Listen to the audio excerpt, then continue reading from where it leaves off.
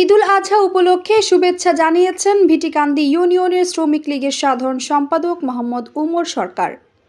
কুমিল্লা প্রতিনিধি মোহাম্মদ হানিফ মিয়ার ভিডিও চিত্রে দেখুন বিস্তারিত।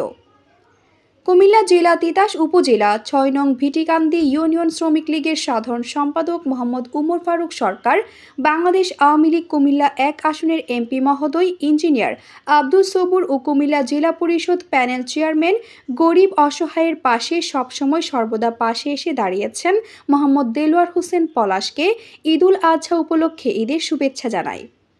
মোহাম্মদ উমর ফারুক সরকার আরও জানিয়েছেন, আমি সবসময় চেষ্টা করি ভালো কাজগুলো করার ও গরিব অসহায়ের মাঝে দাঁড়াতে।